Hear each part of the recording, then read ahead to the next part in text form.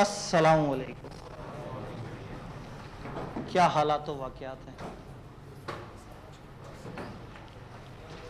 कल की टेस्ट की तूफ़ानी डिस्कशन के बाद और जो थोड़ी सी हमने पढ़ाई भी की थी, तो आप लोगों ने घर जाके पढ़ा? बताइए, स्पेशल रेजोल्यूशन की डेफिनेशन सुनाने का शर्फ हासिल करेंगे किबला। बेशक वर्ड टू वर्ड ना बताएं, लेकिन शर्तें पूरी कर दीजिएगा।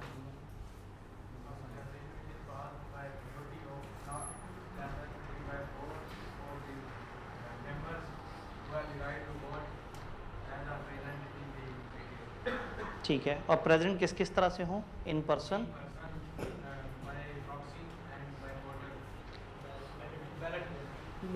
ठीक है, पोस्टल बैलेट, ठीक है, ये मौजूद हों और इनकी 3/4 मेजॉरिटी। उसके अलावा कोई नोटिस वाली बात तो नहीं?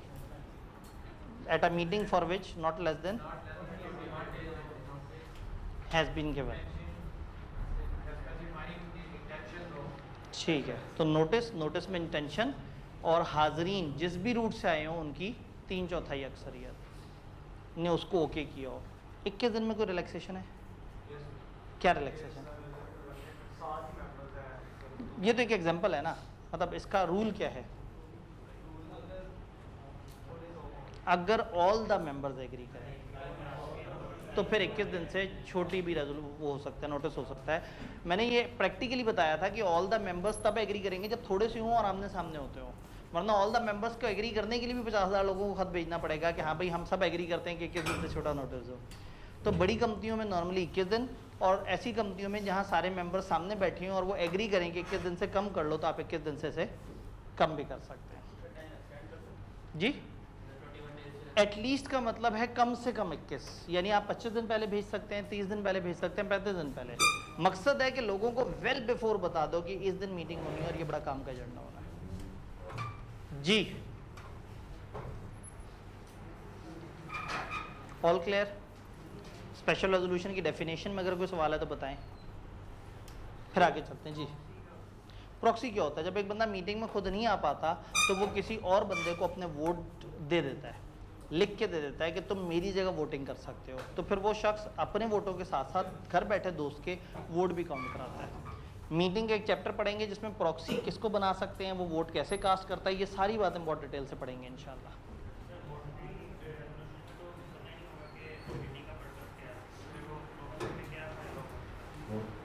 मैंने ऑर्डिनरी रेजोल्यूशन कब पढ़ाया? मैंने आपको कह तो नहीं दिया कि पढ़ के आए? मैंने एक दफ़ा भी नहीं कहा कि मैंने सारी रेजोल्यूशंस करा दी, मैं तो स्पेशल रेजोल्यूशन कराई थी। ऑर्डिनरी खुद ब खुद होगी, जब हम आगे मीटिंग का चैप्टर कर लेंगे तो उसमें सारी बातें कवर हो जाएंगी। तो हमने सिर्फ स्पेशल रेजोल्यूशन बीच में से कवर की थी। मैं तो वोटिंग राइट भी नहीं कराया था, वो तो नहीं पढ़ लिया? नहीं, ऐसा ना किया करें, मतलब हर चीज़ वक्त पे। आपको याद होगा इन डेफिनेशंस पे आके मैंने कहा था कि ये गलत जगह प्लेस हुई हुई है, इधर नहीं होनी चाहिए। इनमें से मेंबर, अब जब मेंबर चैप्टर 2 के साथ ज़्यादा बेहतर समझ आता है, क्योंकि सब्सक्राइबर तो चैप्टर 2 में जाके पढ़ते हैं हम। तो चैप्टर 1 में जब हम सब्सक्राइबर की बात करना शुरू कर देते हैं तो चीज़ थोड़ी सी मुश्किल हो जाती है। तो इसलिए अभी जो बाकी दो डेफिनेशन रहती है ना, ऑर्डिनरी और वोटिंग पावर, ये अब हम जब चैप्टर 8 में जाएंगे और उसे पढ़ लेंगे तो ऑटोमेटिकली ये चीज़ समझ आना शुरू हो जाएगी। क्योंकि इसमें कई ऐसे वर्ड्स होते हैं ना जो हमें उस वक्त डिटेल से, जैसे इवन प्रॉक्सी का वर्ड, प्रॉक्सी पूरा एक लंबा चौड़ा सेक्शन हमने पढ़ना आगे जाके। अभी से भी ये डेफिनेशन के लिए हमें समझना था, तो मैंने बता दिया। प्रॉक्सी का मतलब एक मेंबर अपने नुमाइंदे को भेज दे, कैसे भेजे, क्या होगा, वो हमने डिटेल से पढ़ना है इंशाल्लाह। जी, नेम में दो तरह से चेंज हो सकता है, एक को रेक्टिफिकेशन कहते हैं और एक को सादा चेंज कहते हैं। रेक्टिफिकेशन का क्या मतलब होता है? मतलब क्या होता है इसका?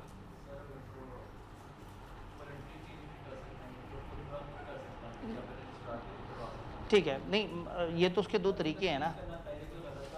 हाँ, अगर रॉन्ग नेम था पहले और अब आप उसे ठीक करना चाहते हैं, किसी वजह से आप अपने नाम की दुरुस्तगी करना चाह रहे हैं, तो वो कहलाएगा रेक्टिफिकेशन ऑफ नेम। जैसे भाई ने कहा, ये दो तरह से हो सकता है। कंपनी को खुद गलती का एहसास हो जाए, कंपनी अप्लाई कर दे, या रजिस्ट्रार को नजर आ जाए और वो आपको हुक्म दे दे, तो नाम चेंज करना होगा। नाम चेंज करने से पहले, आपका नाम ज़बरदस्ती चेंज करवाने से पहले आपको कोई ऑप्शन मिलेगी।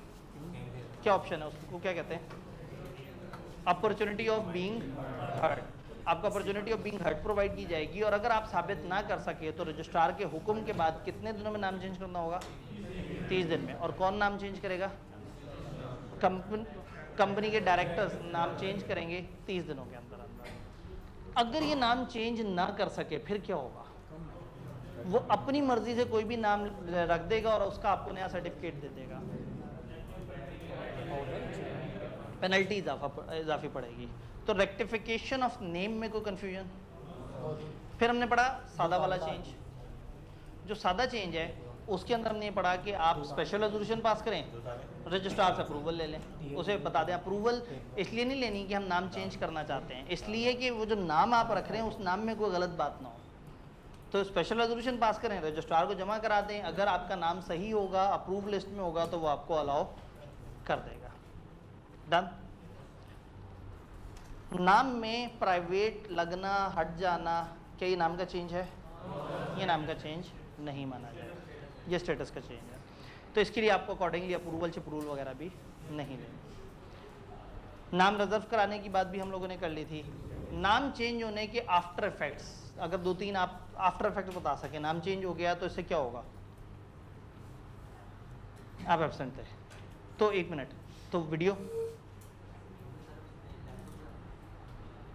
लैपटॉप पे इशू हो रहा था, क्योंकि ये वीडियो खासतौर पे बनती इसलिए है कि अगर आप किसी दिन मिस कर दें तो आप अगले दिन आने से पहले पहले वीडियो देख लें। साथ वाले भाई आप भी एब्सेंट थे और आपके भी लैपटॉप में मसला था, कैंपस इनसाइड का लिंक ही नहीं चल रहा। आपने वीपीएन लगा के देखा है? एक दफ़ा वीपीएन लगा के देखें, मोस्ट प्रॉब्ली चल जाएगा।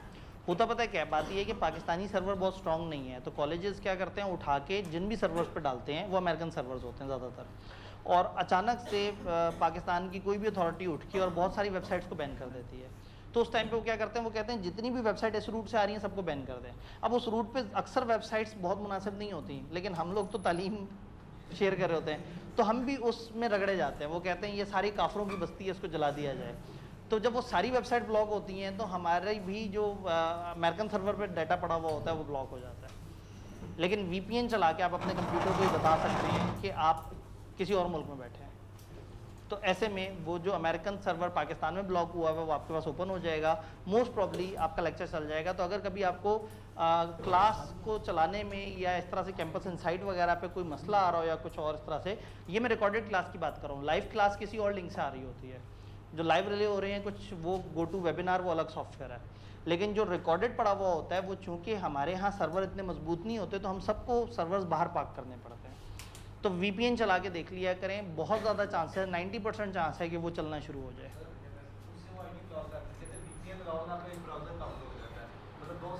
ओए हाँ, ये एक ख़तरनाक बात है कि ये फिर ये वाली लिमिटेशन।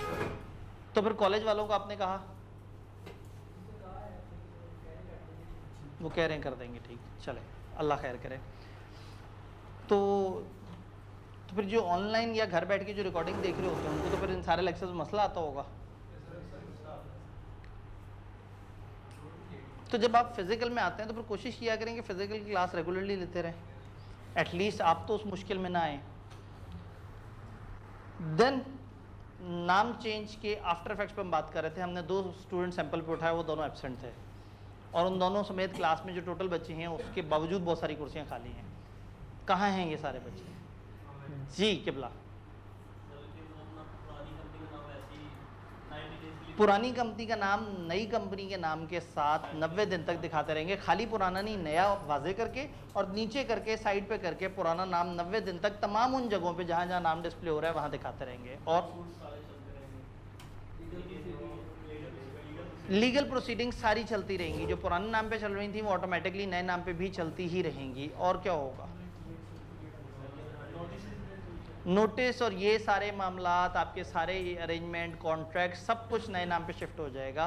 रजिस्ट्रार भी करेगा कुछ इसमें, आपको कोई कागज़ देगा, रिवाइज सर्टिफिकेट ऑफ इनकॉर्पोरेशन देगा जिसमें which is alter to meet the condition. इसका मतलब ये है कि जिसके अंदर ये एडजस्टमेंट अरेंजमेंट हो गया होगा कि हाँ भाई ये वो वाली कंपनी जो पहले रजिस्टर हुई थी इसका अब ये वाला नाम है।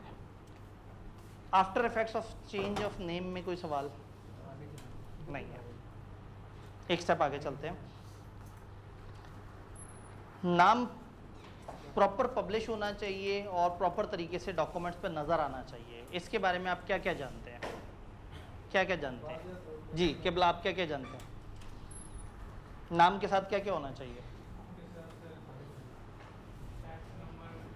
नाम, फैक्स नंबर, एड्रेस, ये सारी चीज़ें आपके लेटर हेड तो सारे डॉक्यूमेंट्स पे नज़र आनी चाहिए, हो गया। और नेम, ठीक है। अगर कंपनी के डॉक्यूमेंट में नाम डिस्प्ले नहीं है या एक बंदा एक डॉक्यूमेंट यूज़ कर रहा है जो कि अपेरेंटली कंपनी का डॉक्यूमेंट है लेकिन उसमें कंपनी का नाम नहीं लिखा हुआ, तो वो शख्स पर्सनली लायबल हो जाएगा उस डॉक्यूमेंट के ऊपर और उसको फाइन भी हो जाएगा। और कंपनी का नाम कहाँ नज़र आना चाहिए? बड़ा वाजे करके, तमाम ऑफिस के बाहर बड़े वाजे तरीके से नज़र आना चाहिए। ये जो कंपनी का नाम है या उर्दू या इंग्लिश ज़बान में आप दिखाते हैं, उर्दू या इंग्लिश ज़बान में कंपनी के तमाम ऑफिस के बाहर नज़र आना चाहिए और कॉन्स्पिशियस पोजीशन पे नज़र आना चाहिए, वाजे वाशगाफ तरीके से नज़र आना चाहिए। जी, नेम की पब्लिकेशन में कोई लाइन, कोई बात जो नहीं समझ आ रही मुझे बताएं। इनकॉर्पोरेशन नंबर, वो जो कंपनी को सर्टिफिकेट ऑफ इनकॉर्पोरेशन में नहीं मिला था कि आपका कंपनी नंबर फलाना है, वो उसका जिक्र है। जी, वही रजिस्ट्रेशन नंबर। इनकॉर्पोरेशन नंबर वही रहेगा, कंपनी का नाम रिवाइज होने के बावजूद भी नंबर वही रहेगा। ये ऐसी है जैसे आपका CRN होता है। जी ठीक है, देखें हम ये कह रहे हैं कि अगर एक बंदे ने कागज़ इशू किया जिस पर कंपनी का नाम नहीं लिखा था तो पर्सनल लायबल हो जाएगा। हाँ, अगर कंपनी ने खुद ही से पेमेंट कर दी उस चीज़ की और वो मसला ख़त्म हो गया, वो कॉन्ट्रैक्ट ही ख़त्म हो गया, फिर ये बंदा पाबंद नहीं है। हम उसे बस ये कह रहे हैं कि अगर वो चीज़ आउटस्टैंडिंग है तो आप भी उतने ही जिम्मेदार हो जितना कंपनी, यानी आप पर्सनली लायबल हो सकते हो। जी, कोई कन्फ्यूजन? इतनी जल्दी ख़त्म कर देंगे तो हमें पढ़ना पड़ेगा, ये तो मैं आपको बता रहा हूँ कि कल मैं आपको कुछ दिखा नहीं सका लेकिन मैंने आपको बताया था कि एक्ट पावरफुल होता है किससे? मेमोरेंडम किससे पावरफुल होता है? आर्टिकल किससे पावरफुल होता है? कॉन्ट्रैक्ट्स या रेजोल्यूशन वगैरह जितनी भी हैं उनसे ज़्यादा पावर होता है। तो इसका मतलब ये है कि इन तमाम डॉक्यूमेंट्स में हम कुछ ऐसा नहीं लिखेंगे जो एक्ट के अगेंस्ट हो, और अगर हमने लिख दिया तो उतना हिस्सा वॉइड हो जाएगा। यानी अगर मेरे आर्टिकल्स में 15 सफ़े और एक सफ़ा ऐसा है जो कंपनीज एक्ट के ख़िलाफ़ है तो फिर वो एक सफ़ा वॉइड हो जाएगा, वो एक सफ़ा उतना समझा ही नहीं जाएगा, हम मानेंगे कि ये एग्जिस्ट नहीं करता। ये वाली बात कल हमने की थी लेकिन मैं आपको जाते जाते दिखा नहीं सका था, तो लगे तो पहले उसकी रीडिंग कर लेते हैं फिर लेक्चर स्टार्ट करते हैं। वो कहाँ है? किताब दिखाएं। आपको आखिरी सफ़े पे मिलेगा गालबन चैप्टर 2 के। Act to override memorandum articles.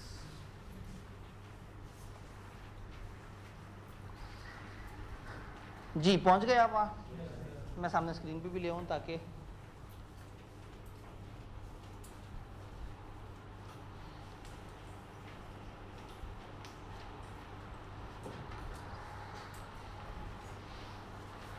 ये वाला point, the provision of this act shall have effect. इस एक्ट की प्रोविजन का इफेक्ट होगा डिस्पाइट। डिस्पाइट का मतलब क्या होता है? इररिस्पेक्टिव ऑफ, इस चीज़ को कता नज़र, anything contained in any other law और मेमोरेंडम और आर्टिकल और इन एनी कॉन्ट्रैक्ट और एग्रीमेंट एग्जीक्यूटेड बाय इट और in any resolution passed by it in general meeting या डायरेक्टर्स मीटिंग।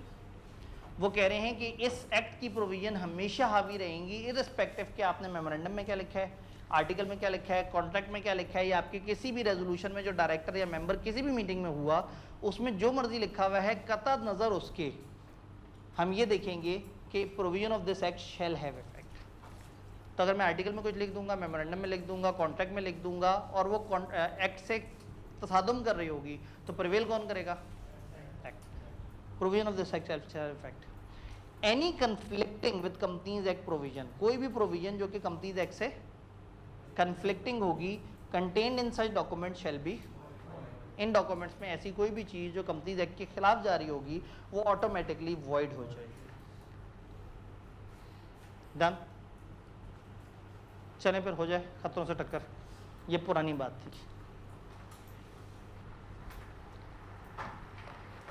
हाँ, हमने पढ़ना तो आसान सा है लेकिन आपको हो सकता लगे हम ज़्यादा पढ़ रहे हैं, तो फिर आप क्या करेंगे? घबरा तो नहीं जाएंगे?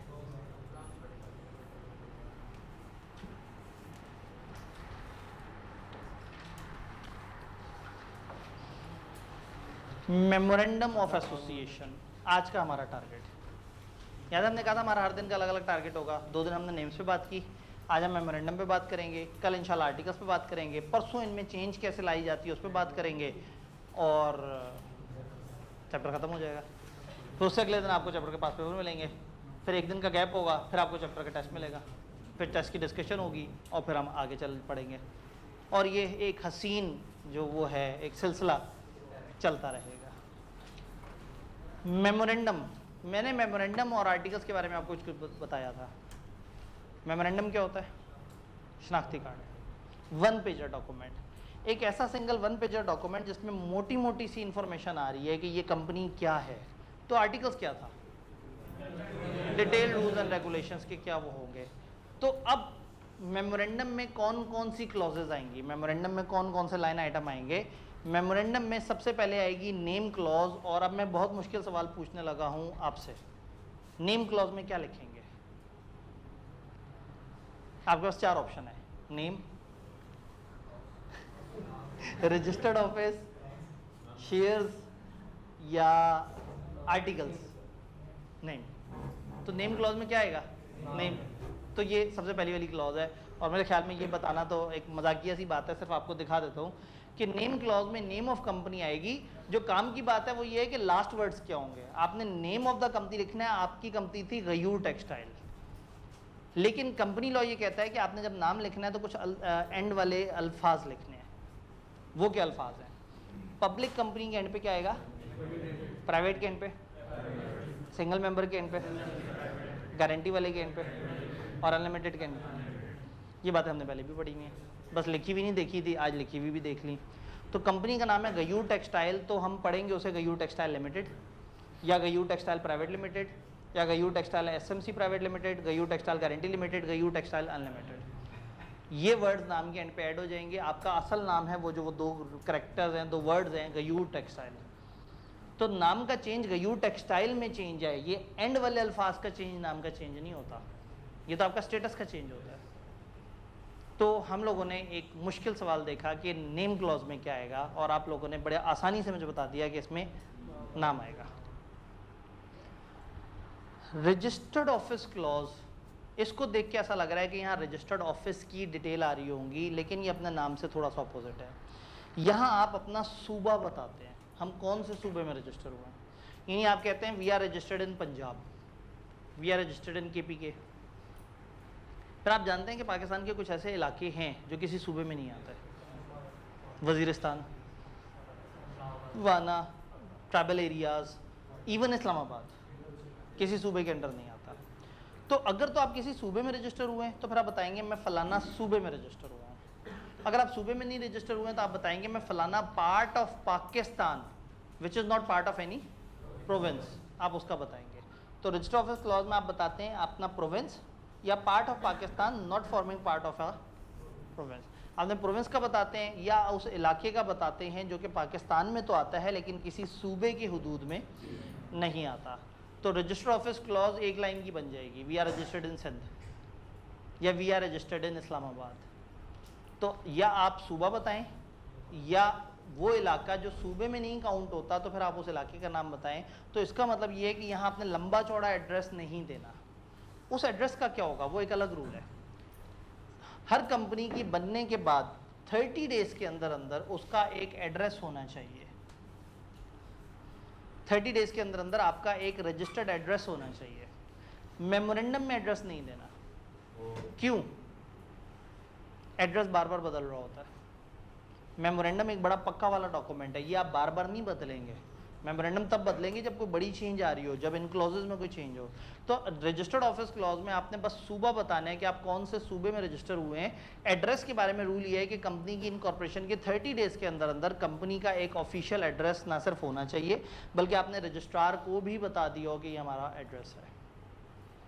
और कभी भी आपने इस एड्रेस को चेंज करना हो तो 15 दिनों के अंदर अंदर रजिस्ट्रार को बताना होगा कि हमारा ये नया एड्रेस है, हम अपने एड्रेस को चेंज कर चुके हैं। ये बात समझ आ रही है? तो रजिस्टर्ड ऑफिस क्लॉज में और रजिस्टर्ड ऑफिस के एड्रेस में फ़र्क है। ये जहन में रखना है कि रजिस्टर्ड ऑफिस के अंदर एड्रेस नहीं आएगा इस क्लॉज में। तो अगर एक कंपनी गुजरांवाला से मुल्तान चली जाए तो क्लॉज चेंज नहीं होगी, एड्रेस चेंज होगा। 15 दिनों में एड्रेस का चेंज बता दें, क्लॉज चेंज नहीं हुई। सेम शहर में कर रहे हैं एड्रेस चेंज, तो आपने 15 दिन में बता देना है। अगर शहर डिफरेंट है तो स्पेशल रेजोल्यूशन पास करनी पड़ेगी। अगर कंपनी एक शहर से उठ के किसी दूसरे शहर चली जाती है तो स्पेशल रेजोल्यूशन। और अगर आप इस तरह से दूसरे शहर में गए कि सूबा भी बदल गया, अब आपको ये चेंज करना पड़ेगा। ये हमारा 2 दिन बाद का टारगेट है इंशाल्लाह ताला कि मेमोरेंडम या आर्टिकल्स चेंज कैसे होते हैं। तो फिर हमें इसके चेंज का प्रोसेस देखना होगा। रजिस्टर ऑफिस क्लॉज समझ आई। और ये वाली बात कि हर कंपनी का एक रजिस्टर्ड ऑफिस होना चाहिए जहाँ उससे ख़तो किताबत हो सके। यानी अगर कंपनी को ख़त भेजना है तो कंपनी तो एक वर्चुअल इदारा है।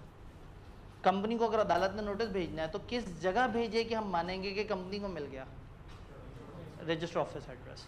तो आप एक ऑफिशियल एड्रेस बताएंगे रजिस्ट्रार को कि this is our official address. 30 days के अंदर अंदर there must be a place जिसको आप डेजिग्नेट कर चुके हो कि हमारा रजिस्टर ऑफिस है। ज़रूरी नहीं कि वो हेड ऑफिस हो सकता है हेड ऑफिस में एडमिनिस्ट्रेटिव मामला हो। Registered office is a place जो कानून की नज़र में वो एड्रेस है जहाँ भेजा हुआ खत कंपनी को पहुँचता है। प्रैक्टिकली स्पीकिंग ये डायरेक्टर का घर भी हो सकता है। ये बात क्लियर है। वापस क्लॉजेस की तरफ आते हैं। नेम क्लॉज समझ आई, रजिस्टर ऑफिस क्लॉज समझ आई। आगे की क्लॉजेस समझते जाते हैं। एक क्लॉज को मैं थोड़ा सा होल्ड करूंगा बीच में, फिर एंड पे हम उसकी तरफ आएंगे। Principal line of business clause, इसको मैं अभी रोक रहा हूँ, इससे आगे चलते हैं। Liability clause. लायबिलिटी क्लॉज में आप बताएंगे कि हमारी लायबिलिटी कौन सी है। लायबिलिटी के हिसाब से कंपनियों की 3 कैटेगरीज थी। किबला रोशनी डालेंगे। कंपनियां लायबिलिटी के हिसाब से 3 तरह की होती हैं। कौन कौन सी? किबला को मैंने अचानक से परेशान कर दिया। एक मिनट जी, आवाज़ नहीं आई यहाँ तक। गारंटी और शेयर्स, हाँ बिल्कुल वो वाली बात। अब थोड़ा सा अगर उनके पूरे नाम ले दें। 3 तरह की कंपनियां थी लायबिलिटी के हिसाब से। साथ वाले भाई,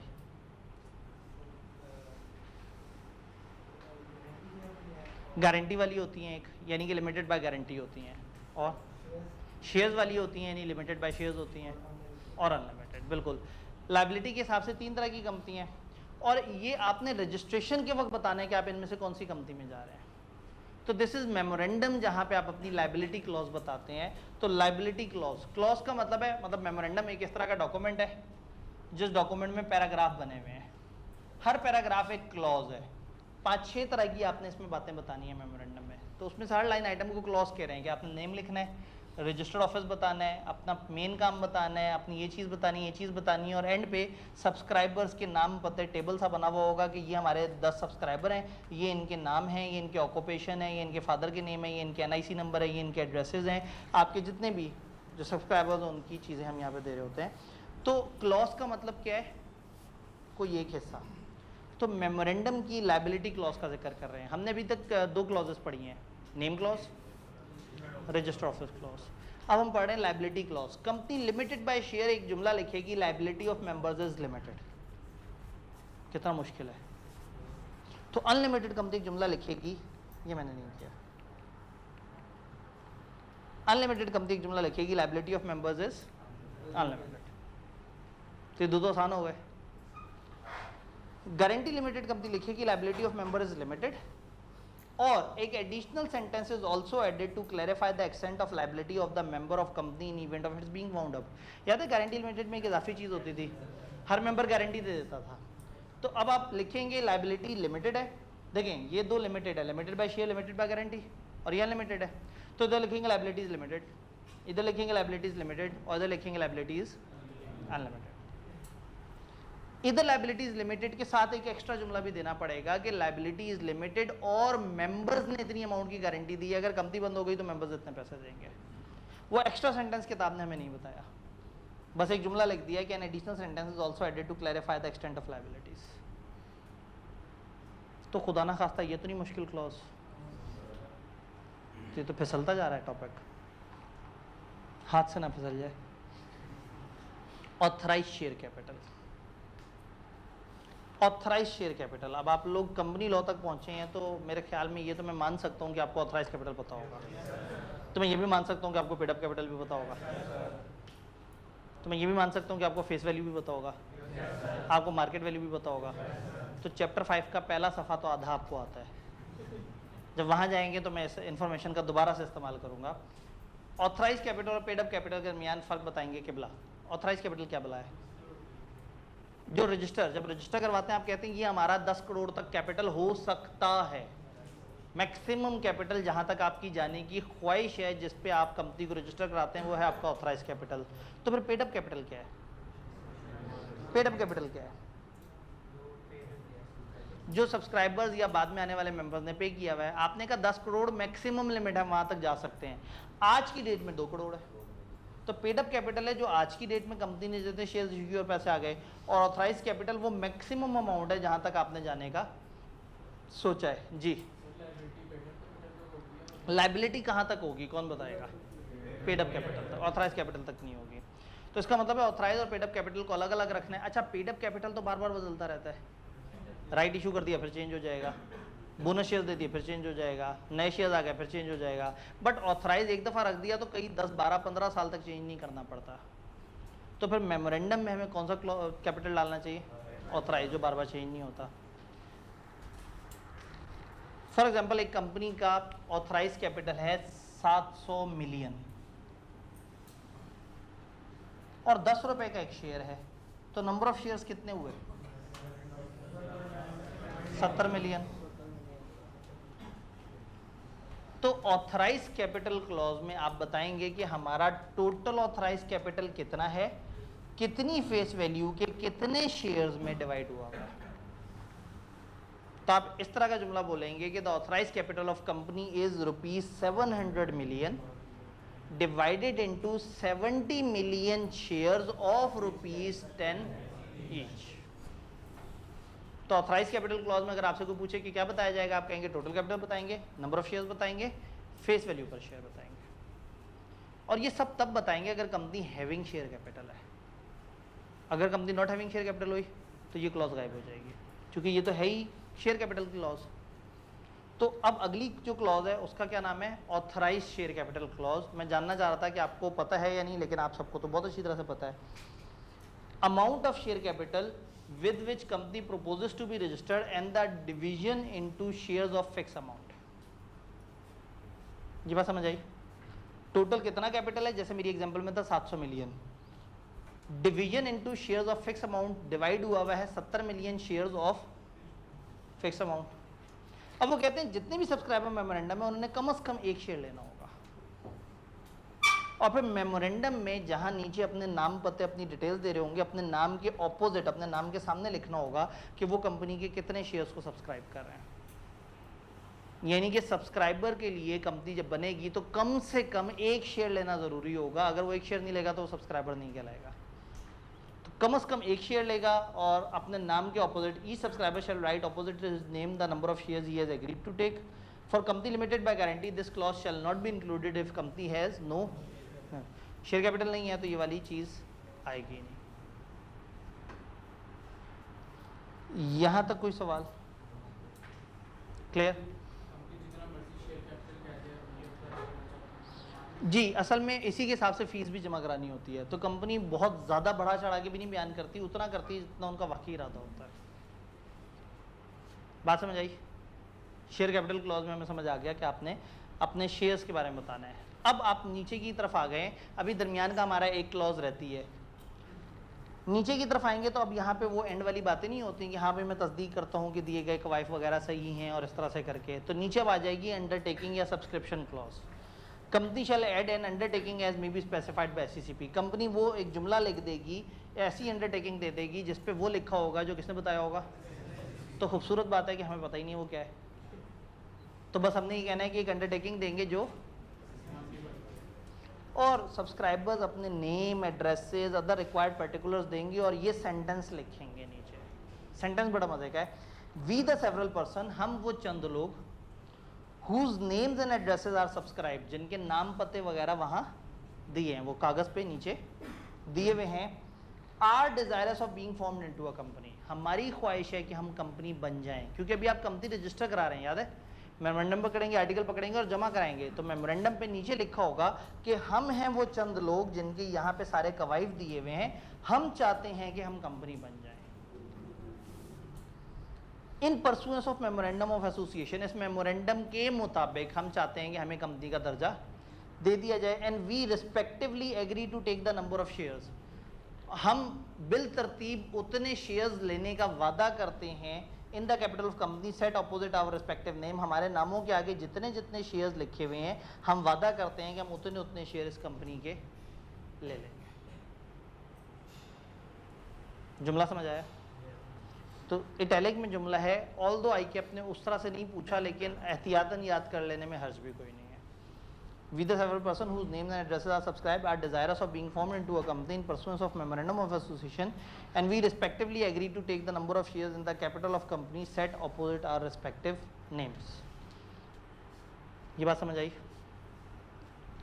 ये लोग मेमोरेंडम को साइन करेंगे कम से कम एक विटनेस की मौजूदगी में, और विटनेस अपने गवाह भी उसमें ऐड कर देगा। यानी कि इन लोगों ने जो मेमोरेंडम बनाया उसके बाद एक गवाह चाहिए होगा, जो कम, एक गवाह एक से ज़्यादा भी हो सकता है, कम से कम एक गवाह जो विटनेस करे कि हाँ भाई इन्होंने मेरी मौजूदगी में ये सब लिखा है, और वो भी उस पर साइन कर दे कि हाँ भाई मैंने ये देखा है, और वो अपनी भी स्टैंप लगा दे। यहाँ सवाल ये है कि ये कवाइफ क्या होंगे। यहाँ तक बात समझ आई है? हम मुश्किल बात नहीं कर रहे। मैंने आपको बताया था कि बीलो और सीलो में फ़र्क है। सीलो डिस्क्रिप्टिव वे में चलता है कि ये चीज़ कर लेना, ये कर लेना, उसमें 5 बातें बता देना, उसमें 3 बता देना, उसमें 2 बता देना, ख़त्म। ये बात समझ आई? लिखेंगे क्या क्या? मेमोरेंडम और आर्टिकल्स में तमाम सब्सक्राइबर साइन करेंगे और फॉलोइंग डिटेल्स देंगे। प्रेजेंट नेम इन फुल, मौजूदा नाम, ऑक्यूपेशन बताएंगे, ये क्या होता है, पेशा क्या है आपका, नेशनैलिटी बताएंगे, अपना एड्रेस बताएंगे जो यूजुअल एड्रेस है जिसके ऊपर उनसे किताबत हो सकती है। Other particulars as may be prescribed. मुझे हमेशा चिढ़ आती है कि जब आपने लिखना ही था एज मे बी प्रिस्क्राइब, तो फिर ऊपर वाले क्यों बता रहे हो? अपने पास मार्जिन रखा होता है कि कभी भी दिल करे तो यहाँ पे वो चीज़ें उठा के वो कर रहे हैं। मेमोरेंडम या आर्टिकल जो भी होगा प्रिंटेड होगा, पैराग्राफ्स में डिवाइड हुआ होगा जिस पे नंबरिंग हुई भी होगी और इस पर डेट आ रही होगी। तो अगर आपसे कोई पूछे मेमोरेंडम या आर्टिकल की प्रेजेंटेशन कैसे होती है, तो आप कहेंगे कि ये एक कागज़ पे बाकायदा प्रिंट हुआ होगा, पैराग्राफ में डिवाइड हुआ होगा, पैराग्राफ को नंबरिंग लगी होगी 1 2 3 4 इस तरह से करके, और एंड पे सब्सक्राइबर्स अपने नाम पते और वो सारी चीज़ें दे रहे होंगे। यहाँ तक कोई कन्फ्यूजन? आखिरी लाइन है तो डिस्क्रिप्टिव सी, लेकिन सुन लें, अगर कोई भी मेंबर रिक्वेस्ट करे और पेमेंट कर दे एक प्रेस्क्राइब्ड अमाउंट, तो 14 दिनों के अंदर उसको मेमोरेंडम और आर्टिकल्स की कॉपी मिल जाएगी। जो सब्सक्राइबर हो तो शुरू के बानी है ना, उनके तो साथ में थे ही सारे डॉक्यूमेंट्स। अगर बाद में कभी कोई मेंबर आया और कहे मुझे मेमोरेंडम की कॉपी दें, तो कंपनी एक फ़ीस चार्ज कर सकती है, और अगर वो फ़ीस दे दे तो उसको 14 दिनों के अंदर अंदर मेमोरेंडम या आर्टिकल जो भी उसने मांगा उसकी ऑथेंटिक कॉपी उसे दे देंगे। डन। एक क्लॉज हमने दरमियान में छोड़ी थी। अभी तक जो हमने क्लॉजेस पढ़ी हैं उनका नाम बताने का शर्फ हासिल करेंगे किबला। नेम क्लॉज पढ़ी, रजिस्टर ऑफिस क्लॉज पढ़ी, लायबिलिटी क्लॉज पढ़ी, शेयर कैपिटल जिसको ऑथराइज शेयर कैपिटल क्लॉज भी कहते हैं वो पढ़ी,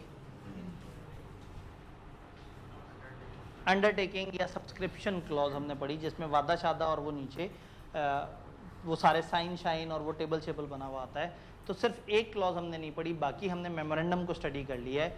तो मुझे तो बड़ी इंटरेस्टिंग सी बात लग रही है, पता नहीं आप लोगों को इतनी ही इंटरेस्टिंग लग रही है नहीं लग रही। हो जाए फिर आखिरी बात, प्रिंसिपल लाइन ऑफ बिजनेस। जी बताइए क्या चीज़? जो विटनेस है, यस, विटनेस होता है रूल 4 के मुताबिक, जो कि company general provision and forms regulation 2018 के मुताबिक होता है, जो कि हमारे सिलेबस में नहीं है। ठीक है, ये चार्टर्ड अकाउंटेंट या हाई कोर्ट के जज, ये दो उसकी प्रिस्क्रिप्शन डिफाइन है, 2 क्वालिफिकेशन कि या चार्टर्ड अकाउंटेंट हो या हाई कोर्ट का जज या उसके इक्विवेलेंट रैंक का कोई गवर्नमेंट ऑफिसर हो। इजी ले रहे हैं आप। तो अगेन हमारे सिलेबस में नहीं है कि वो विटनेस कौन होगा, लेकिन विटनेस प्रिस्क्राइब्ड है कि कम से कम इस लेवल का होना चाहिए। तो जब आप कंपनी रजिस्टर कराने जाएं तो आपको चार्टर्ड अकाउंटेंट चाहिए, नहीं तो हाई कोर्ट का जज चाहिए। बेसिकली हाई कोर्ट का जज नहीं चाहिए, हाई कोर्ट के जज का असिस्टेंट चाहिए, और वो असिस्टेंट भी नहीं चाहिए, उसकी दराज में रखे हुए हाई कोर्ट के जज की वो स्टैम्प चाहिए। तो नॉर्मली जब आप कमती रजिस्टर कराते हैं वो कहते हैं वो एक बड़ा मुश्किल मरहला है, ये तो जज साहब से इसको ठप्पा लगवाना होगा, उसके लिए पैसे लगेंगे, ज़ाहिर है जाना होगा, वो करना होगा, वो टाइम दें, अगला टाइम दें, पता नहीं आपने कमती कब रजिस्टर करानी है, वो जी सर जी 5-10 दिन में कर दें कमती रजिस्टर। 5-10 दिन नहीं, टाइम ही नहीं होता जज साहब के पास, करना पड़ेगा। 10,000 इजाफी दे दें, मैं करता हूँ, कोई ना अंदर खाते कोई गेम करता हूँ। 10,000 पकड़ेंगे, 5,000 जाके उस बंदे को देंगे, उसे कहेंगे अरे मेमोरेंडम इस पर टप्पा लगा दो, टप्पा लगा देगा, दोनों भाई खुशी से 5-5 हज़ार कमा के बैठे होंगे, और जज बेचारा उसे पता भी नहीं होगा कि उसकी स्टैंप इस्तेमाल भी होगी। तो बहरहाल प्रैक्टिकली चीज़ें उस तरह की नहीं है जैसे हम पढ़ते हैं, लेकिन पढ़ते हुए एक अजम्पशन जो हमने लेनी होती है वो ये है कि जो हम पढ़ रहे हैं ऐसे ही होता होगा। तो ये जो सच्चाई की सोच है ना, ये जहन में सबसे पहले होनी चाहिए, इंटेग्रिटी जहन में आपने लेके आनी है। ये हमें बात समझ आ गई? आए जी, हम अगर चार्टर्ड अकाउंटेंट मेंबर है तो हो जाएगा, क्यों नहीं होगा। इन मेंबर्स में से ये एक दफ़ा देखना पड़ेगा कि उस विटनेस के ऊपर उन्होंने मेंबर होने के ऊपर कोई पाबंदी वगैरह तो नहीं लगाई, असूलन नहीं होनी चाहिए। अगर वो एज विटनेस है, अगर वो सब्सक्राइबर्स में है फिर मसला हो सकता है, मेंबर तो बाद वाले भी होते हैं, सब्सक्राइबर में हो तो फिर वो इंडिपेंडेंट नहीं रहेगा उस तरह से। इसके ऊपर देखना पड़ेगा कि कानून ने इसको रोका है या नहीं रोका, क्योंकि भाई ने जो है बड़ा गहरा पॉइंट उठाया है कि अगर उसी की कंपनी हो और वो खुद ही उस पर गवाह बन जाए तो इसके ऊपर कोई ना कोई बात होगी, क्योंकि कभी उस नीयत से नहीं देखा। लेकिन बिल्कुल सही कह रहे हैं जी।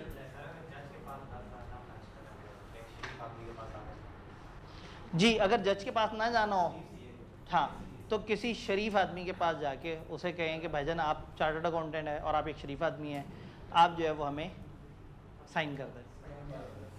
तो ये जो मैंने 10,000 बताए थे वो इसलिए बताए थे कि जज तक आपने पहुंचना है। अगर चार्टर्ड अकाउंटेंट तक पहुंचना है तो ये तादाद ज़रा थोड़ी सी और बढ़ जाती है।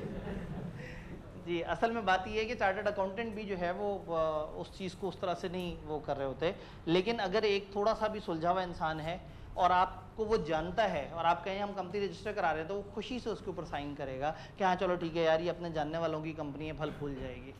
लेकिन ऐसे खुश तबा इंसान थोड़े से कम हो चुके हैं, इसीलिए शरीफ का जो है ना वो एडजेक्टिव वो बड़ा इंपॉर्टेंट था कि शरीफ जो है वो इंसान वो बड़ा ज़रूरी है। जी वैसे तो हमारे मुल्क में वैसे ही शरीफ सुन के ही हम परेशान हो जाते हैं। हमारे मुल्क में देखें शरीफ का लफ्ज़ ख़राब हो चुका है, हाजी का लफ्ज़ गलत हो चुका है, महकमा ज़राअत जो है वो, मतलब हम कितने अच्छे अच्छे अल्फाज के क्या क्या मतलब निकाल लेते हैं। ठीक है, नहीं तो हाजी को गलत लफ्ज़ थोड़ी है, हाजी अच्छे लोग होते हैं जी। हाजी तब तक अच्छे होते हैं जब तक आपको सपोर्ट करते रहे।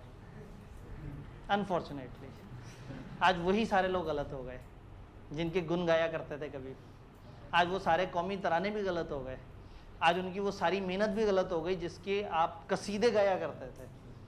इसका मतलब है कि आप कभी भी ऑब्जेक्टिव नहीं थे, आपको सिर्फ एक इंसान पसंद था, बस आपने मयार ये रखा हुआ था कि जो इस इंसान को सपोर्ट करेगा मैं उसको अच्छा कह दूंगा, जो इस इंसान को सपोर्ट नहीं करेगा तो आपकी तो ऑब्जेक्टिविटी में मसला था, आप तो शख्सियत पसंदी की तरफ चले गए।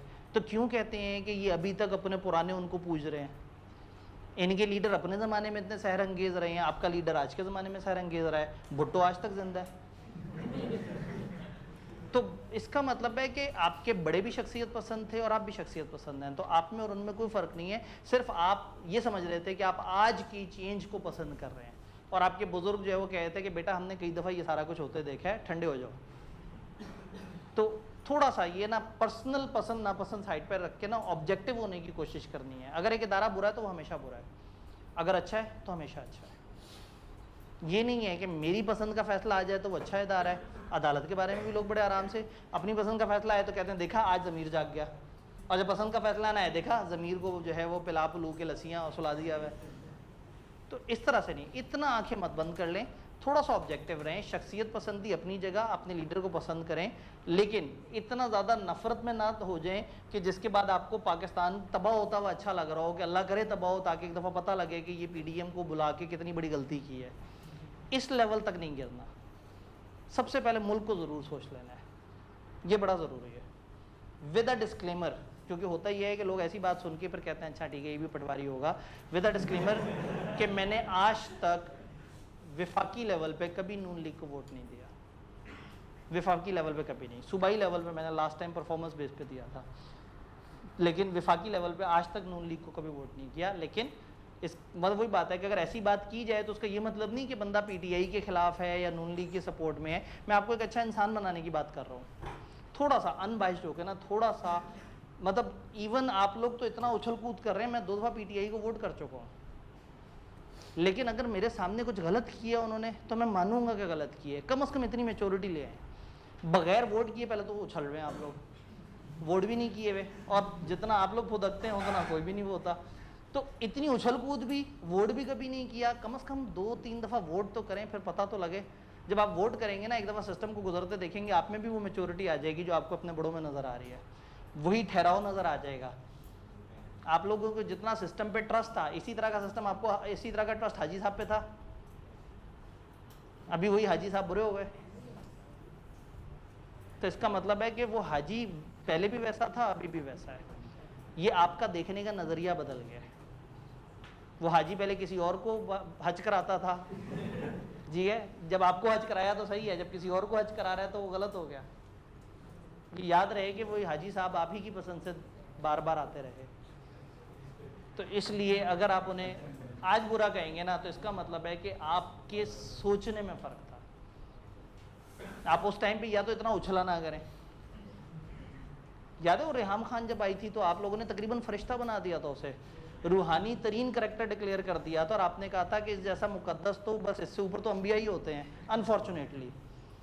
और फिर बाद में जब गिराया तो इस लेवल पे गिरा दिया, क्योंकि आपका तो सिर्फ एक ही वो बेंचमार्क है कि आपके लीडर को जो पसंद है वो ठीक है, जो नहीं पसंद वो ठीक नहीं है। लीडर एकदम से यूटर्न ले लेता है, उसका क्या जाता है, उसे पता है लोग फिर से कहेंगे देखा असल लीडर तो ये होता है जो ऐसे करके यूटर्न ले लेता है।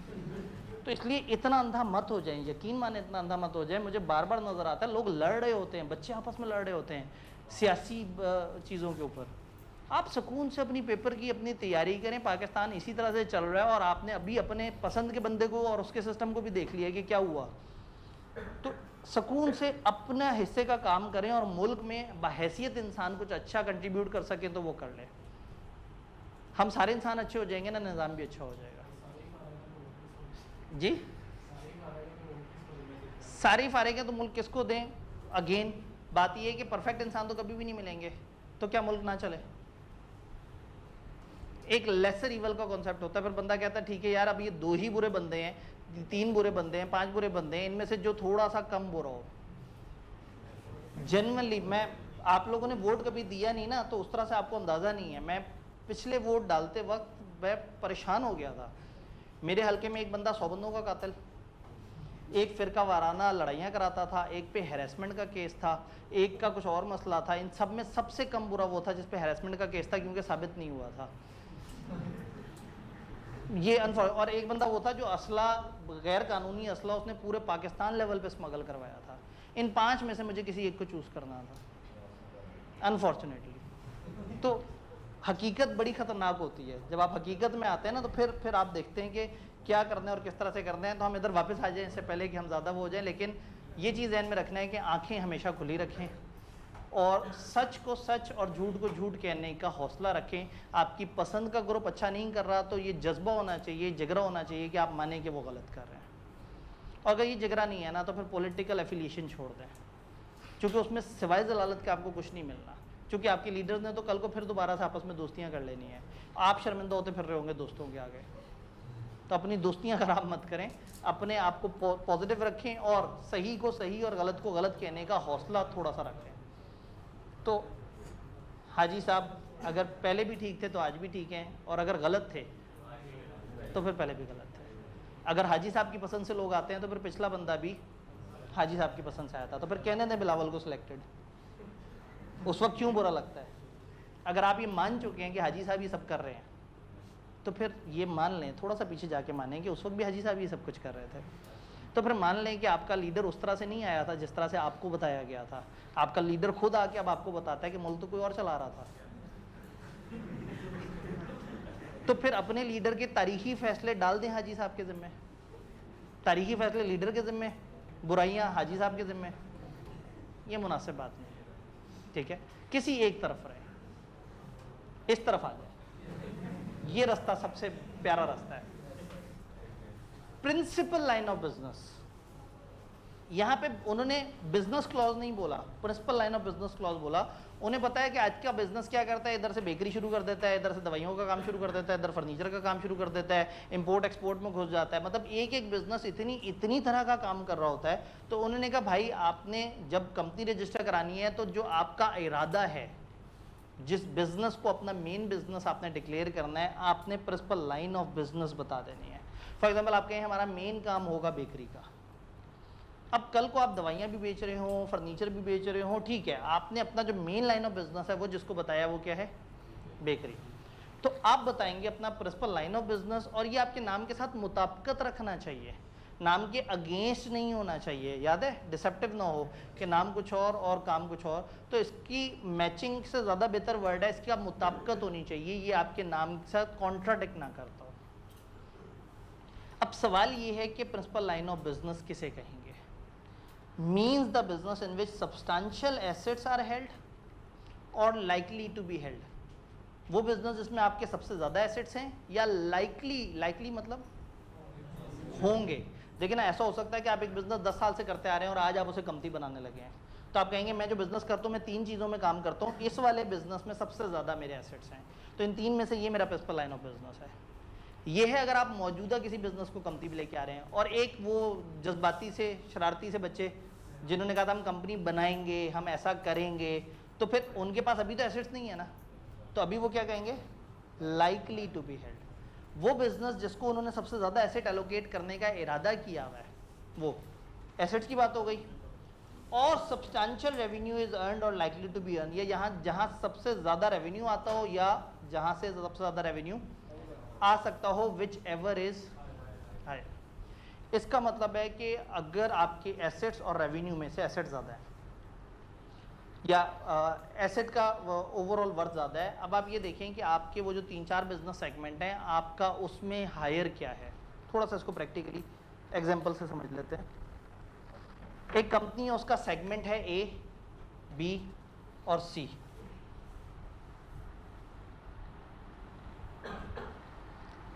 एसेट्स 100 मिलियन के, 150 मिलियन के, 200 मिलियन के। Revenue 300 million, 100 million, 50 million. आपके इन तीनों बिजनेसेस में एसेट सबसे ज़्यादा कहाँ है? आपके उन तीनों बिजनेसेस में रेवेन्यू सबसे ज़्यादा कहाँ है? ए। इन दोनों में से बड़ा कौन है?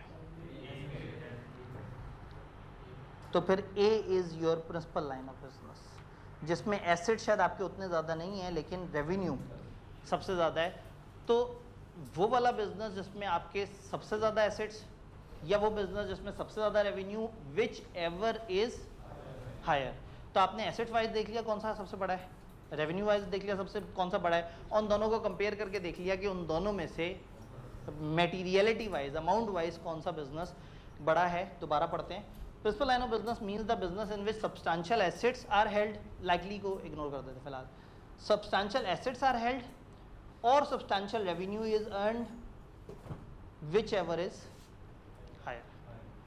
वो वाला सेगमेंट जिसमें आपका सबसे ज़्यादा एसेट्स हो, या वो वाला सेगमेंट जिसमें सबसे ज़्यादा रेवेन्यू हो, विच एवर इज हायर। तो जो हायर है वो आपका बन जाएगा प्रिंसिपल लाइन ऑफ बिजनेस। तो अब आप अपने मेमोरेंडम में बताएंगे कि this is our principal line of business.